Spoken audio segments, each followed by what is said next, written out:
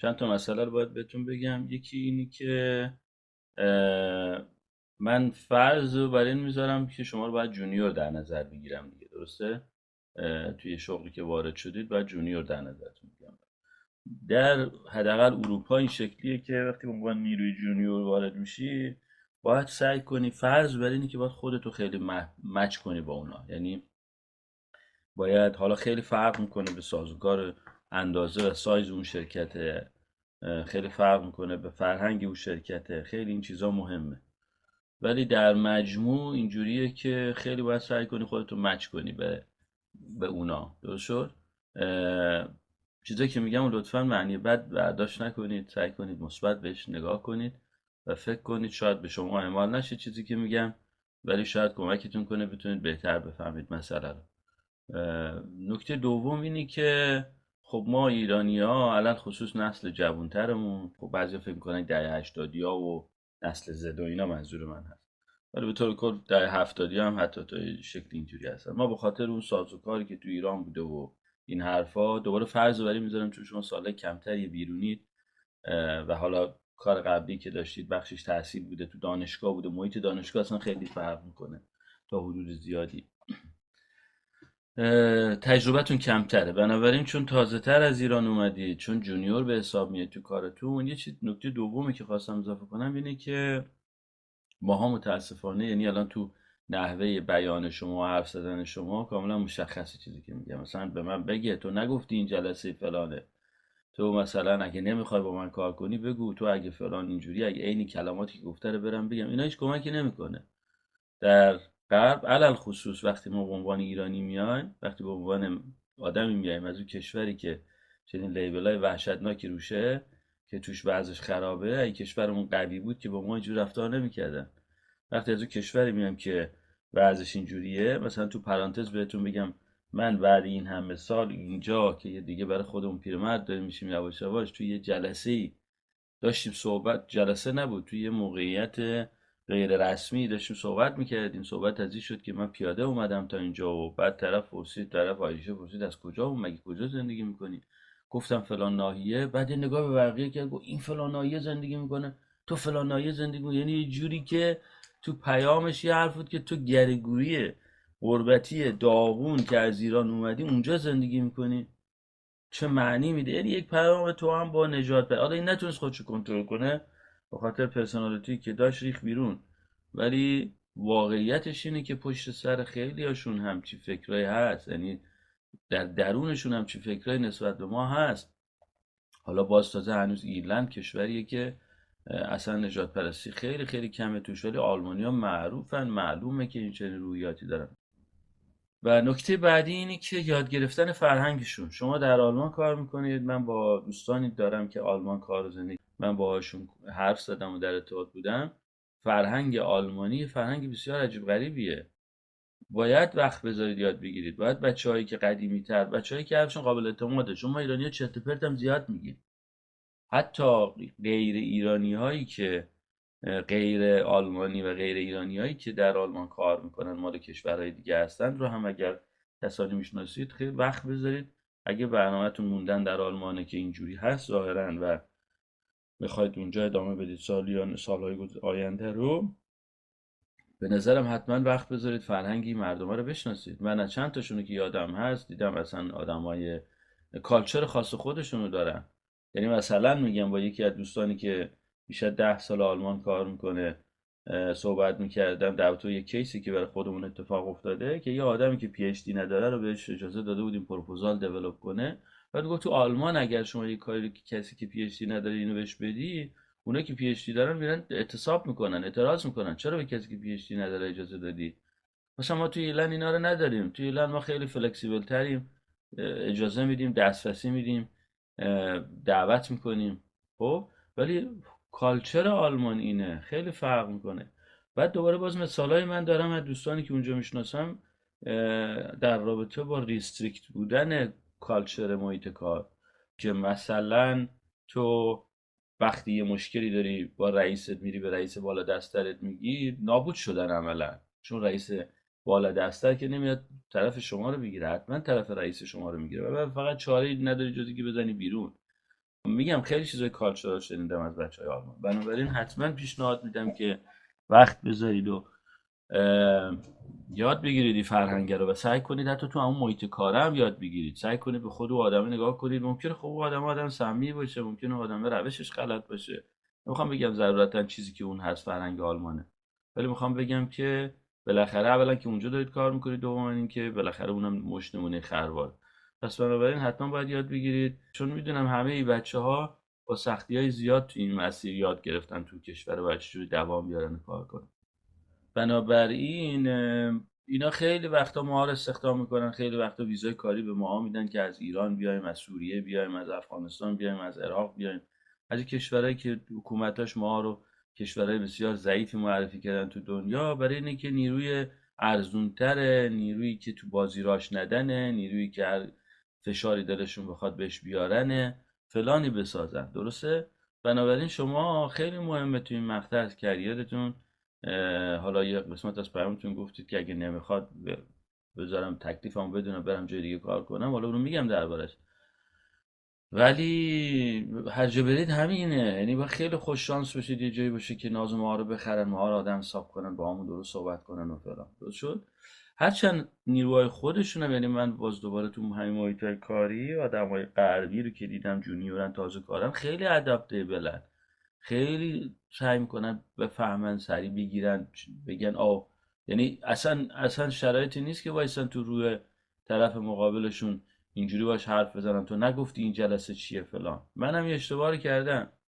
من توی اولین شغلم بعد پی اچ دی تقریبا اواسط سال 2015 که خیلی سی تی او کمپانی خیلی به من حساب میکرد و خیلی تازه من تعریف میکرد و بابا چرچه میکرد، همینجا معرفی میکرد، جبرم داشت خیلی بیشتر از چیزی که هست خودم حساب کردم. توی یه ایمیل بلند و بالایی نشستم ازش انتقاد کردم، فلان کردم فلان. دیگه هیچ وقت ما به گذشته برنگشت رابطمون. بعضی وقتا واقعا ما به خاطر اون فرهنگ که ازش میایم که وایسادیم تو روی پدر و مادرمون، اصلا کاری که جمهوری اسلامی با ما کرده که معترضیم، شاکیم، حقمون رو میخوایم، تو نگفتی حق با من بوده فلان، شدیم یه آدمی که تو فضای اینترنشنال هم میایم یه روحیه رو داریم. بنابراین چیزی که میخوام بهتون بگم اینه که تو پوزیشنی که شما هستید خیلی مهمه به عنوان یه آدم جونیور ادپت بشید. شما سعی کنید بفهمید، اگه کامنت میخواید بدید در راستای یه کامنت منتورشیپ بودن چیز کنید. یعنی مثلا اگه میگه من فکر میکنم تو زبانت، بگید که خیلی ممنون که داری کمکم میکنی، شاید نمیدونم ممکنه اگه فکر میکنی اینجوریه، اگه راهنمایی داری خوشحال میشم. اعتماد باید درست کنید. یعنی اگه فضای مجادله درست کنید هیچ سودی به وجود نمیاد و بسیار بسیار سخت خواهد شد شرایط برای شما. و اینجوری هم فکر نکنید که از اینجا میرم بیرون میرم جای بعدی. اینجا مثل ایران نیست که شما هی تون از اینجا برید جای بعدی راحت باشه. باید هر جایی پاسخ بدید چرا کوتاه موندی اومدی بیرون و کار بسیار دشوار میشه. درست شد؟ نکته بعدی اینه که اگه نمیخوان برم، خب آره، اگه یه جای سمیه، اگه یه جای خوب نیست، حتما خوبه که به تغییر فکر کنید. اما تغییر اونجوری نیست که نمیخوام من میرم فلان، نه خیر.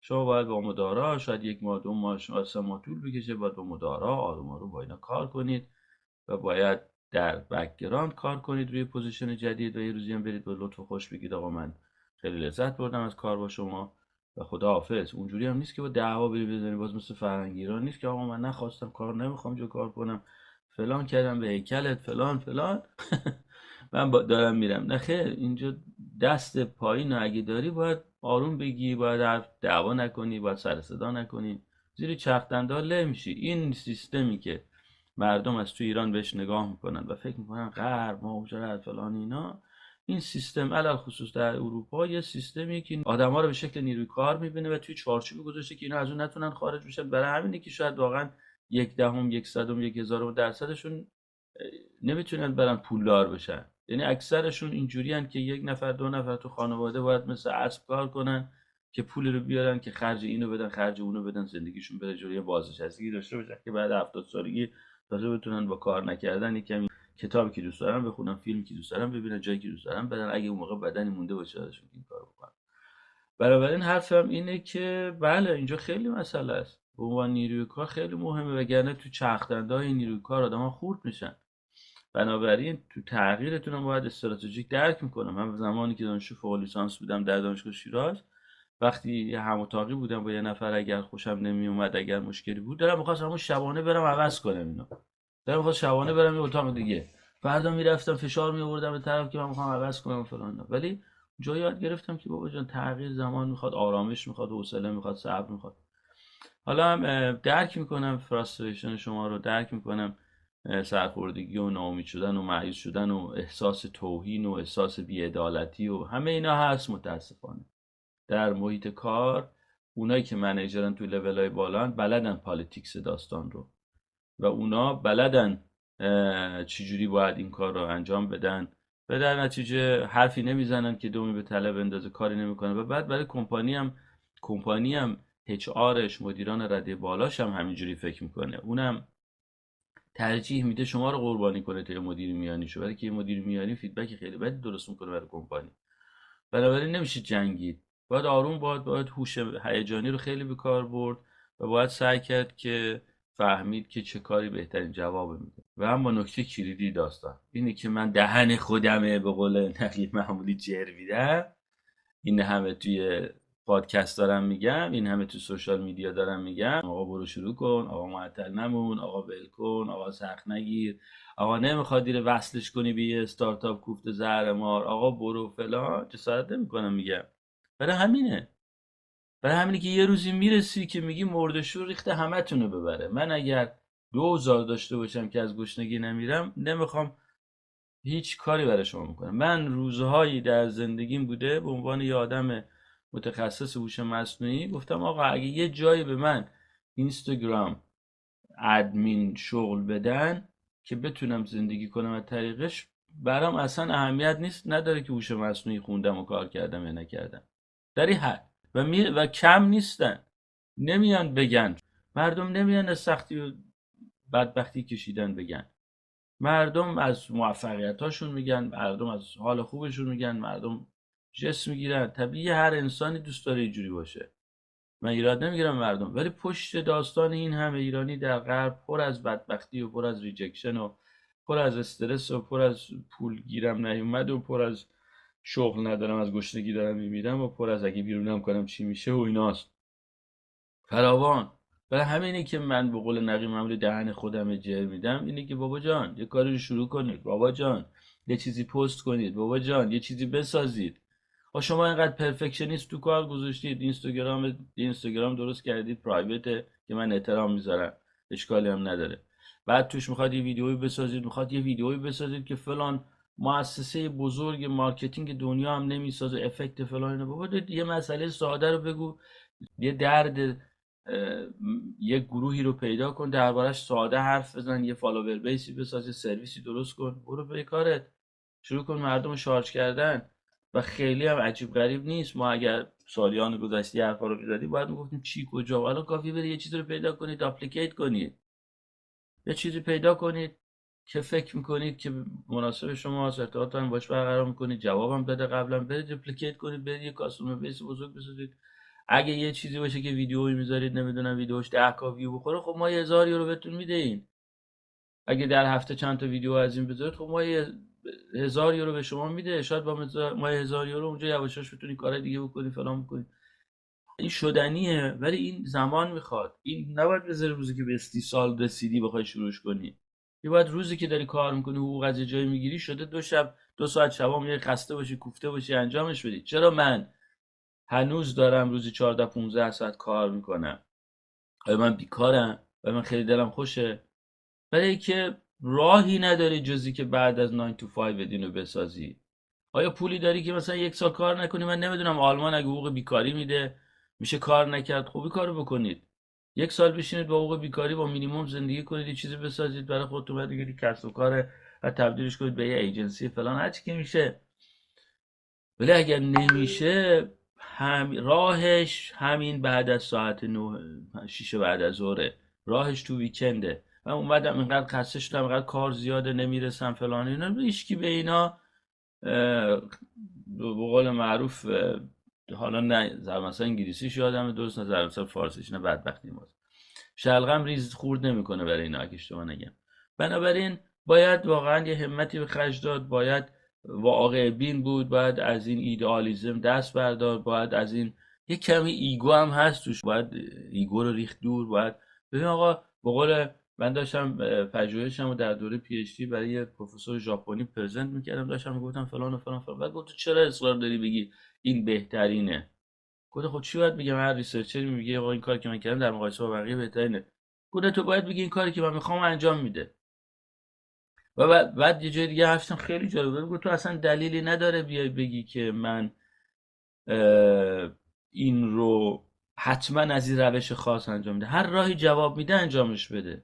حالا هم شما هر راهی که بهش علاقه دارید که میشه یک کاستومر، یک فالوور بیسی ساخت، برد جلو انجامش بدید. یه آدمی مثل شما الان باید یه اینستاگرام 100 کاری داشته باشه، با این ایدالگرایی و با این نمیدونم فلان و اینا. آقا جان یه کاری بالا هشید بکنید، با اینا محدود نگه داشتید به یه، الان اگه مثلا یه صفحه بزرگ داشتید با این صفحه میشد 1000 تا کار کرد، میشد 1000 تا حرکت زد.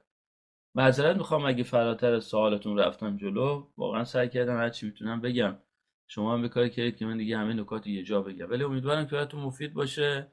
به نظرم اول آدمایی رو پیدا کنید، دوره آلمان و فرهنگ آلمان بپرسید، یاد بگیرید. دومی که با اینا مدارا کنید، حرفی میزنه به شکل فیدبک باش رفتار کنید، خیلی تشکر کنید، بگید فلان، این ایگورم بذارید کنار یکم. نکته سوم اینی که اگه به فکر تغییر هستید تو بک‌گراند آرام آرام بعد برید. نکته چهارم اینی که یه کاری رو شروع کنید. میدونم که کار آدم میاد خسته است فلان اینا، ولی به من نگاه کنید، من هزار تا مسئولیت دیگه هم دارم، این کار رو دارم میکنم. شما که فقط مسئولیت خودتون رو دارید. بنابراین خیلی نباید سخت باشه دیگه. وقتی از سر کار میاد بعد از ظهر 2 3 ساعت وقت بذارید، ویکندا یکیشو آزاد بشید، یکیشو وقت بذارید، یکیشو فول کار کنید. شنبه ها رو مثلا فول کار کنید، یک شنبه ها رو استراحت کنید. ما که تو ایران یه روز تعطیلی داشتیم دیگه. امیدوارم مفید باشه حرفایی که براتون زدم، و باز سوالی کمکی بود بگید، حتما با کمال میل خوشحال میشم.